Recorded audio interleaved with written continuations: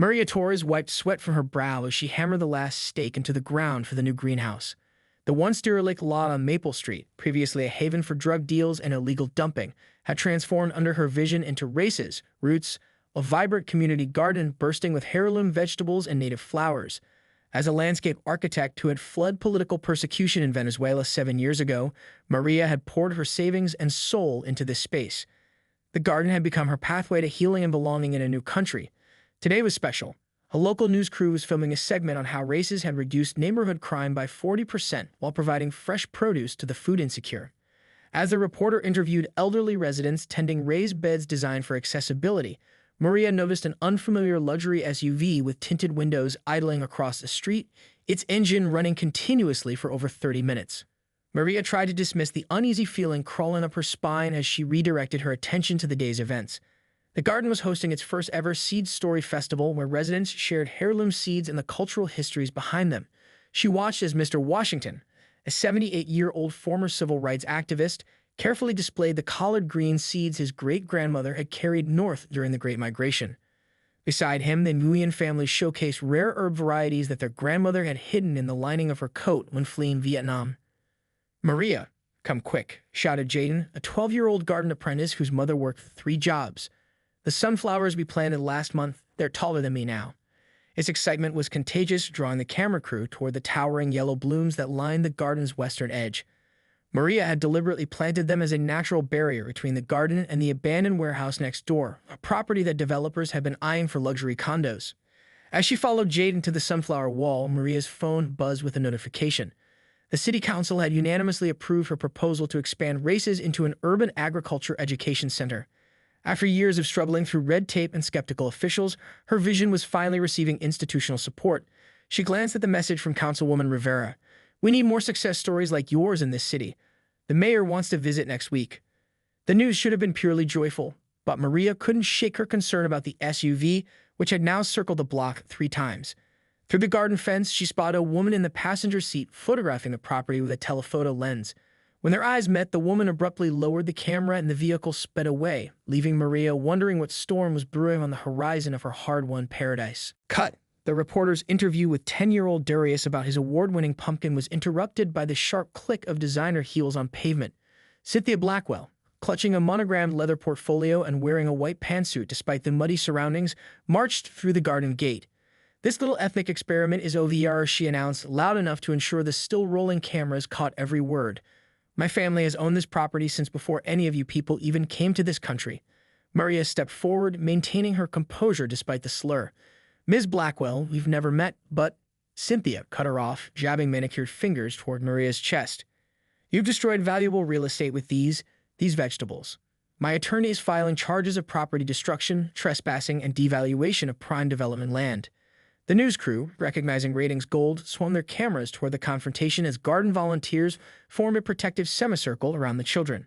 Behind Cynthia, 2 men in expensive suits emerged from the SUV Maria had spotted earlier. One carried a surveyor's tripod while the other held a tablet displaying property maps. "Ms. Blackwell is the rightful heir to the Blackwell Development Corporation," the taller one announced with rehearsed precision. "This land was never properly transferred to the city. We have documentation proving continuous ownership since 1953. Darius, still holding his 42-pound pumpkin, looked up at Maria with worried eyes. "Are they going to take our garden?" he whispered. The child's question hung in the air as other gardeners exchanged concerned glances. Mrs. Diaz, an 83-year-old who had taught half the neighborhood's children to make salsa from garden tomatoes, clutched her cane tightly. "Not again," she murmured in Spanish. "Just like when they took my family's orchard in Arizona." The reporter, Aisha Johnson, positioned herself strategically between Cynthia and Maria. "Ms. Blackwell, I'm Aisha Johnson with Channel 7 News. Can you explain why you're making these claims today, during our scheduled segment on urban renewal? Did you know we were filming?" Cynthia's smile tightened. "Of course I knew. It's about time someone exposed this fraud. This garden is blocking a multi-million-dollar development that would bring real economic value to the neighborhood. Luxury condos, a boutique fitness center, and an artisanal coffee shop." She gestured dismissively at the vegetable beds. "Instead of this, primitive farming experiment." One of Cynthia's associates whispered something in her ear, pointing to the far corner of the garden where a stone memorial honored victims of gang violence who had died on this block before the garden transformed it. Yes, Cynthia waved him off impatiently before turning back to the cameras. My development would include a small plaque acknowledging the historical challenges of this area. Very tasteful. Maria felt her hands trembling, not from fear, but from a familiar rage she thought she left behind in Venezuela, where powerful interests had seized her family's land through similar tactics. She took a deep breath, remembering her grandmother's words, "Never let them see they've wounded you." With deliberate calm, she reached for the garden's logbook, bound in waterproof canvas and documenting every official visit, permit approval, and city inspection for the past 3 years. Officer James Chen arrived to find 2 camera crews, dozens of smartphones, and a growing crowd of onlookers recording the standoff. Cynthia was mid-rant. "My grandfather built this entire neighborhood.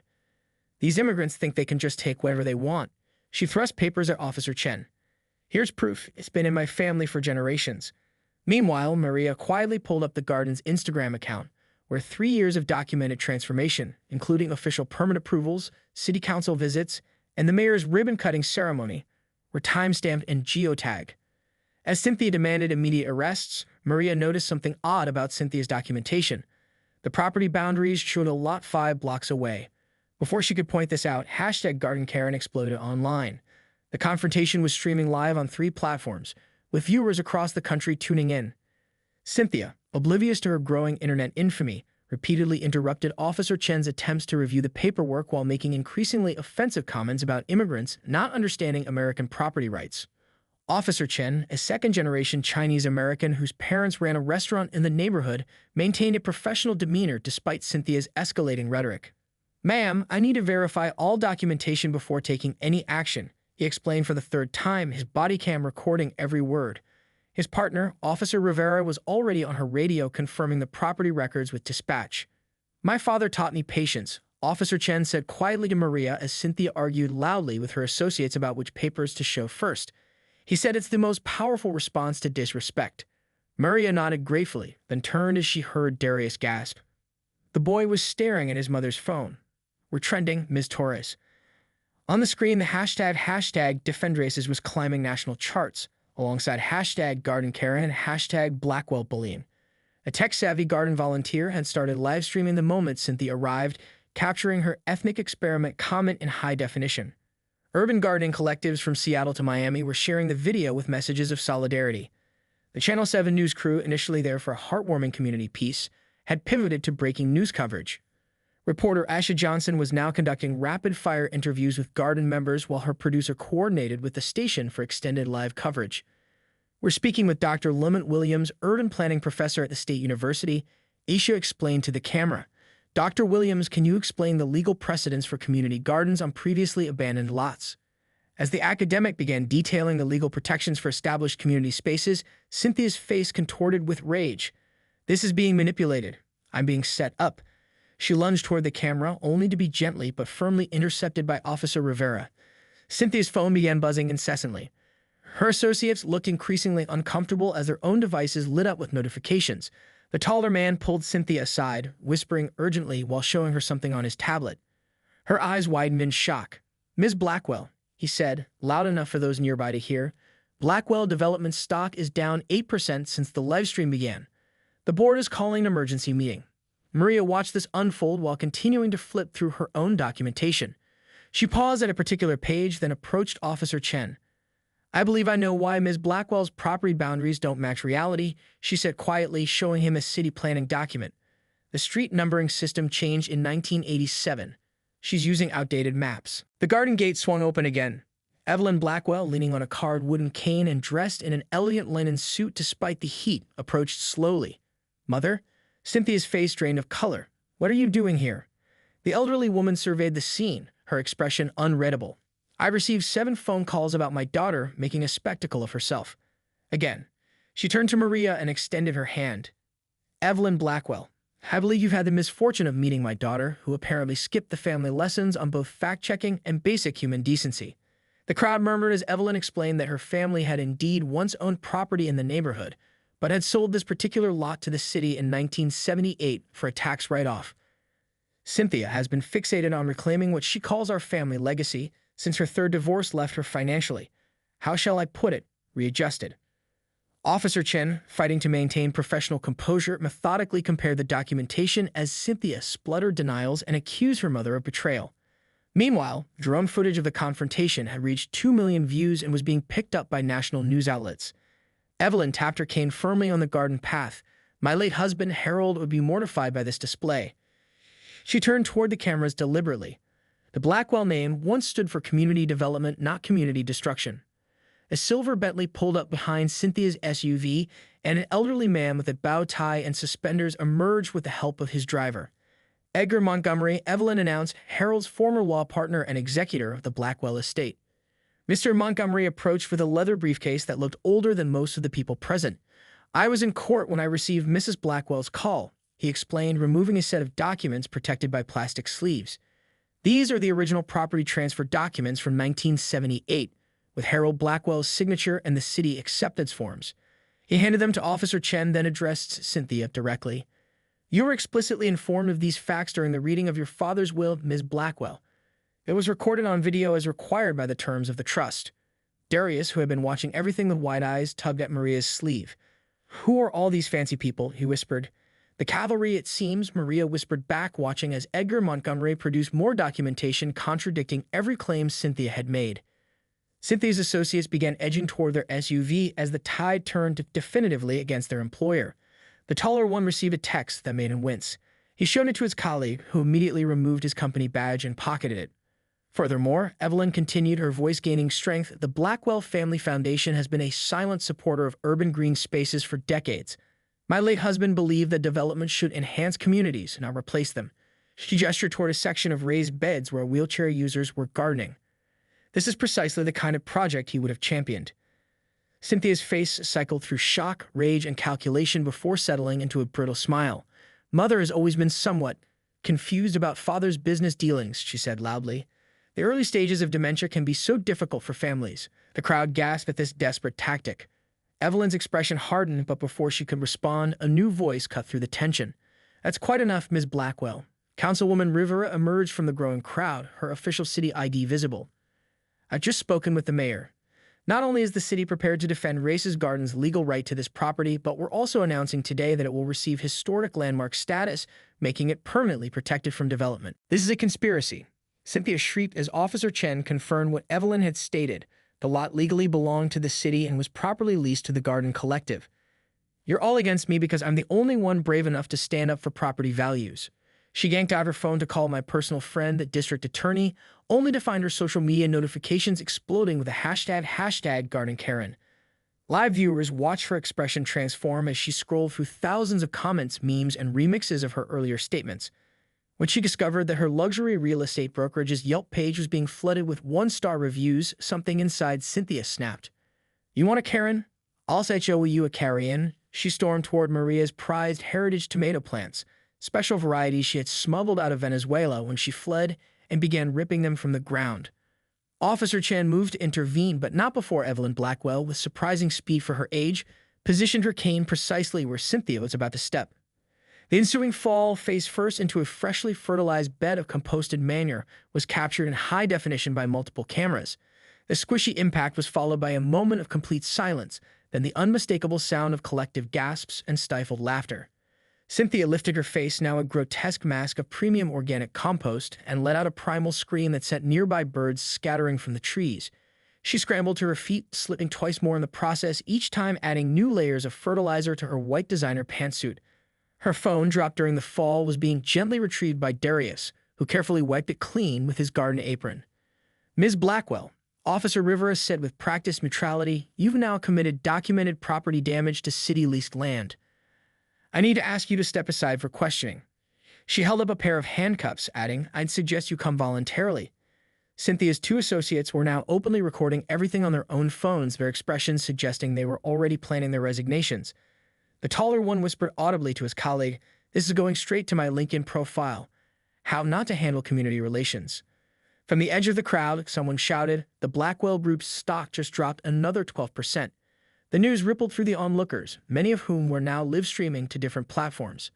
Hashtags had evolved from hashtag Garden Karen to hashtag Compost Karen, hashtag Manure Makeover. Cynthia Marie Blackwell. Evelyn's voice cut through the chaos like a steel blade. You have exactly one opportunity to salvage what remains of your dignity and the family name. She nodded toward Edgar Montgomery, who had quietly been making phone calls during the commotion. Edgar has prepared a statement for you to read. It includes an apology, an admission of error, and a personal donation to Race's Garden from your trust fund. I will not apologize to these, Cynthia began, but Edgar interrupted by clearing his throat and holding up his tablet. The board of Blackwell Development has just voted, he announced.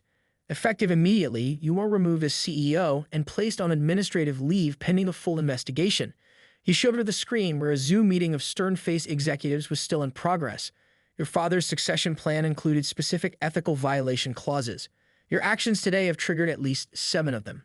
Maria, who had been inspecting the damaged tomato plants, approached with soil-stained hands. Some of them can be saved, she said, not to Cynthia, but to the children who had gathered around the trampled garden bed. Plants are resilient. They can recover from damage if their roots remain strong. Councilwoman Rivera, recognizing the symbolic moment, beckoned the news crews closer. This garden represents everything that makes our city special: resilience, community, growth, and respect for heritage, both the plants and the people who tend them. Cynthia, her composure completely shattered, looked from her mother to the lawyer to the officers to the cameras, finally comprehending the magnitude of her self-destruction.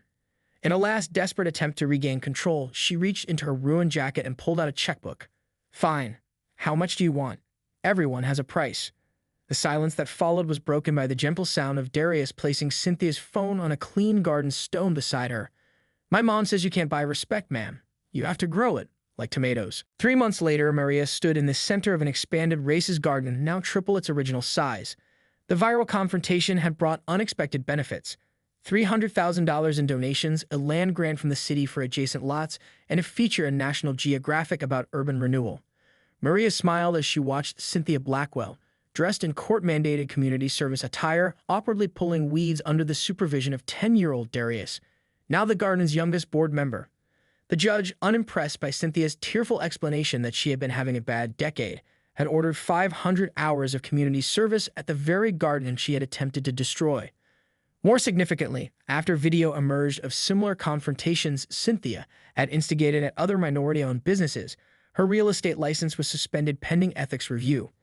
The greatest transformation, however, was evident in the unlikely friendship that had formed between Maria and Evelyn Blackwell, who now occupied a special bench installed in her honor. The elderly woman had donated generously to the garden's educational programs and regularly brought her garden club friends for afternoon tea among the flowers. My late husband would have loved this place, Evelyn commented as they watched Cynthia receive detailed instructions from Darius on the proper way to distinguish between herb seedlings and weeds. He believed in building community, not just buildings. As if on cue, Cynthia accidentally pulled up a prized basil plant and received a matter-of-fact correction from the child. Like this, Ms. Blackwell, you have to learn the difference between what helps the garden grow and what just takes up space. The hashtag Garden Karen incident had become a case study in business ethics courses at 3 universities. Today, a film crew was documenting the garden's transformation for a streaming service documentary series called Grassroots: Communities Fighting Back. The producer, a former inner-city teacher, had been drawn to the story after the original confrontation video reached 50 million views. Ms. Torres called a reporter from the local newspaper. Can you tell us about the Races Fellowship program? Maria walked over to where 5 urban planning students from diverse backgrounds were installing a rainwater collection system designed by community college engineering students. The Races Fellowship offers hands-on training in urban agriculture and community development, Maria explained, gesturing toward a newly constructed classroom pavilion where workshops were held weekly. Thanks to the Blackwell Family Foundation's endowment, we can now offer paid apprenticeships to students from underserved communities. Nearby, Officer Chen, now promoted to community liaison, was leading a workshop teaching local teenagers how to document community projects for grant applications. His partner, Officer Rivera, had recently transferred to the department's newly formed Community Space Protection Unit, created after a wave of similar Karen incidents targeted other urban gardens and community centers nationwide. Cynthia, overhearing Maria's interview, straightened her back and attempted to subtly edge into the camera frame. Her electronic ankle monitor, a consequence of her subsequent arrest for attempting to vandalize the garden at night after her initial court appearance, peeked out from beneath her mandatory orange vest. The documentary director, noticing her maneuver, deliberately pivoted the camera away. Ms. Blackwell has 92 hours remaining in her community service, Darius informed the reporter with the seriousness of a parole officer. She's getting better at composting, though she still complains about the smell. The boy had become something of a celebrity himself, appearing on a national morning show to discuss youth involvement in community spaces. At the garden entrance, a new sign had been installed. the Harold Blackwell Memorial Garden at Race's Community Center. Beneath it, a smaller plaque read, "Where everyone's roots can grow deep." Evelyn had insisted on the wording, explaining that her late husband